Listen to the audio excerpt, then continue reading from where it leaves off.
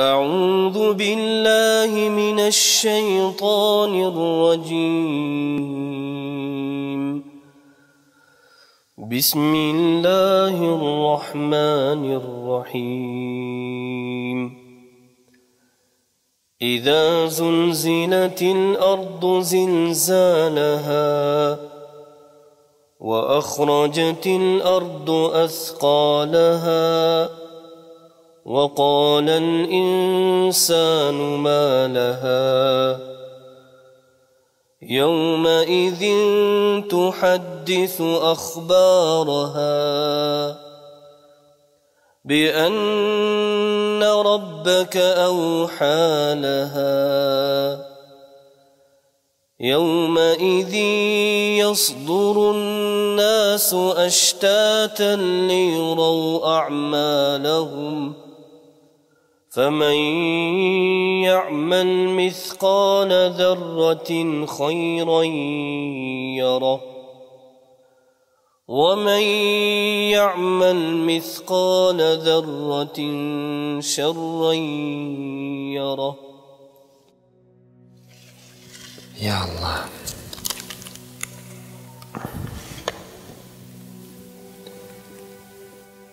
Зілзала сүресі мәдиналық, бірақ тәсілі меккелік сүрелерге ұқсайды.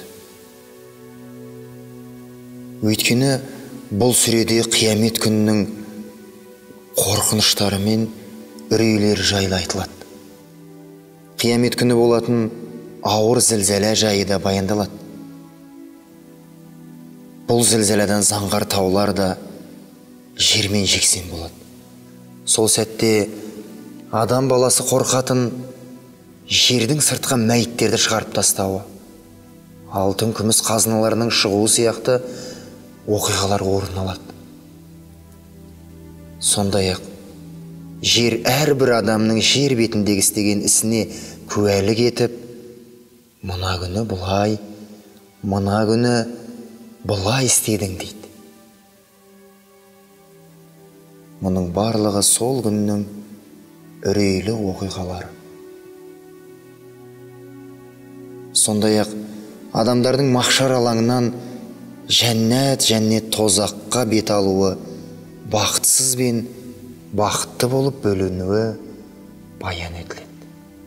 Алла тағала Зілзала сүресінің 1-2 аяттарында жер сілкініп, зілзала болған сәтте, және де жер ішіндегі жүгін сыртқа шығарған сәтте дейді.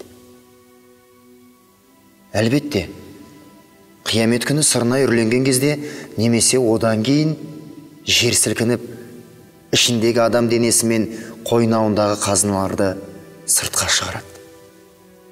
Ал 3-4 аяттарында Алла тағала адам баласы бұған не болды деген кезде, ол күні жер өз хабарын жайын айтады дейді.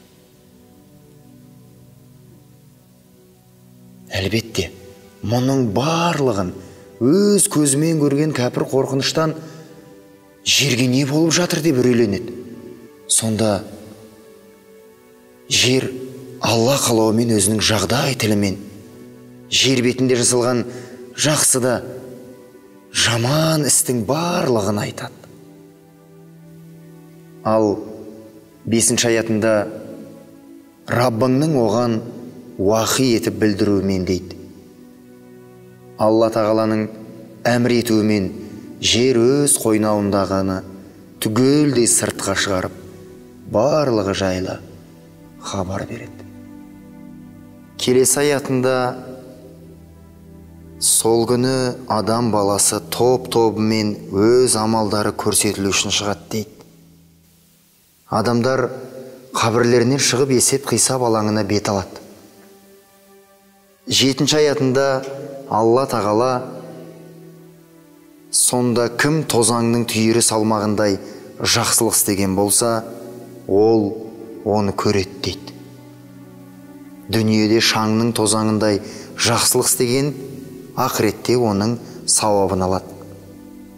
Абу Хурайра, оған Алла разы болсын, риуаяты: бұл аят хақында пайғамбарымыз, оған Алланың игілігімен сәлемі болсын, барлығын бойына қамтыған дара аят деген. Келесі аятында Алла тағала: ал енді кім тозаңның түйірі салмағындай жамандық істесе, оны да көреді дейді. Сағид ибн Жабир, оған Алла разы болсын, тамақты жақсы көре тұра міскінге, жетімге және тұтқынға жегізет деген аят түскенде, мұсылмандар бұдан төмен амал үшін сауап берілмейді деген ойда болды. Ал кейбіреулері өтірік, көз салу, кісі артынан сөйлеу сияқты жеңіл күнәлар үшін жазғырмайды. Себебі расында Алла тағала үлкен күнәлар үшін тозақ деп ескертті деуші еді. Сонда осы екі аят түсті деп риуаят етті.